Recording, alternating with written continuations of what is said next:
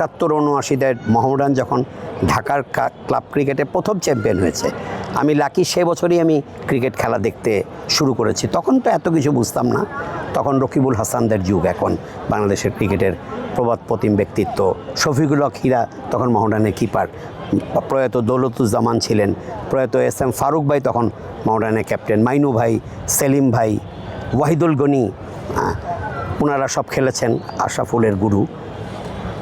সেই মোহামেডানকে কালের আবর্তে দেখছি।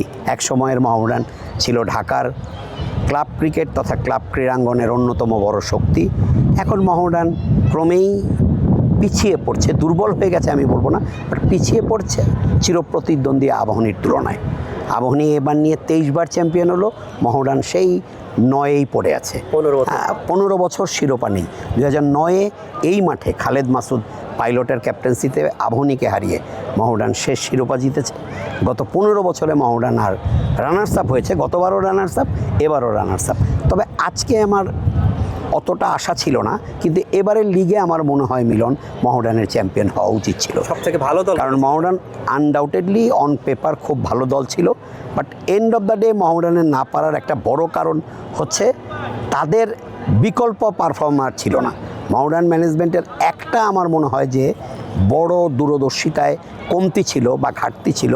তারা যখন দল গড়লেন, তামিম, মুশফিক, রিয়াদ, মিরাজ, তাইজুল, তাসকিন, তৌহিদ হৃদয়দেরকে নিলেন, কিন্তু একটা জিনিস মোহামেডানের কর্মকর্তারা মাথায় আনেননি যে তাদের দলের একটা বড় অংশ টেস্ট খেলার জন্য, জিম্বাবুয়ের সাথে টেস্ট খেলার জন্য তারা চলে যাবেন। তাদের জায়গায় কারা খেলবেন? এবং এই সিরিজটা কিন্তু এমন না যে লিগ শুরুর পরে এটা শিডিউল আগে থেকেই। ইভেন আন্ডার-19 টিমও শ্রীলঙ্কা ট্যুর করবে, সেখানে ইমন চলে যাবেন, পেস বলার বাহাতি পেসার মোহামেডানের রিজার্ভ পেসার, সেটাও মোহামেডানের কর্মকর্তাদের মাথায় ছিল না। সেই জায়গাটাতে আবাহনী চমৎকার, আমি বলবো যে দক্ষতা এবং দূরদর্শিতার ছাপ রেখেছে।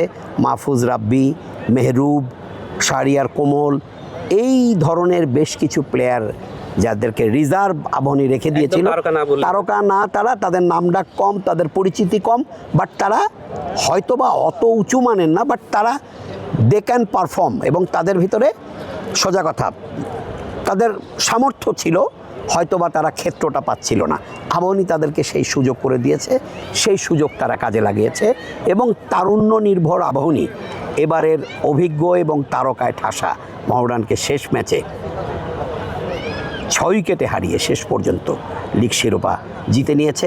এবং এই জয় শুধু মাঠে আবাহনীর পারফরমেন্সের ফসল না, আবাহনীর কর্মকর্তা, টিম ম্যানেজমেন্ট এবং কোচ হান্নান সরকার সবাই মিলিয়ে যে একটা এফোর্ট দিয়েছেন, দল সাজানোয় তারা যে দক্ষতা, পারদর্শিতার ছাপ রেখেছেন, যেটা মোহামেডানের কর্মকর্তারা শুধু তারকা দলে ফেরাতেই ব্যস্ত ছিলেন, কিন্তু তাদেরকে জায়গা মতো পাওয়া যাবে কিনা, সময় মতো তারা দলে থাকবেন কিনা, এই চিন্তা যারা করেননি, তাদের শেষ পর্যন্ত এই রানার্স আপ হয়ে তুষ্ট থাকারই কথা। এবং শেষ পর্যন্ত জোড়াতালি দিয়ে সুপার লিগ খেলে, আপনি জানেন নাবিল সামাদ, মুস্তাফিজ, ফরহাদ হোসেন, তৌফিক তুষার, এই 4 জন ভাড়াটে প্লেয়ারকে নিয়ে মোহামেডান, ভাড়াটে মানে তারা কোনো দলে খেলেননি, এই জন্যই মোহামেডান তাদেরকে নিতে পেরেছে নীতির মধ্যে থেকেই।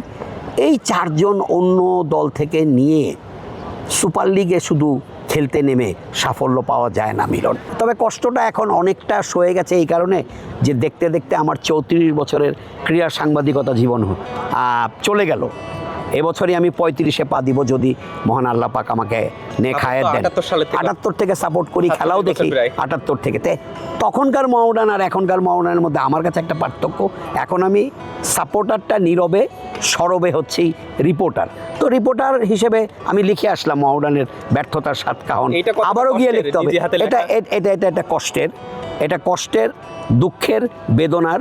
তবে আমি আবারও বলবো, এই আমার কষ্টটা, আমার দুঃখটা নিশ্চয়ই মোহামেডানের অনেক সমর্থকের মধ্যেই আছে। তাদের কষ্টটা কর্মকর্তারা বোঝেন কিনা, সেই প্রশ্নটা আমার থেকেই যাচ্ছে। লিলি হালাল বিউটি সোপ, বিএসটিআই কর্তৃক সনদপ্রাপ্ত দেশের প্রথম হালাল বিউটি সোপ, দীপ্তিময় উজ্জ্বল ত্বকের জন্য।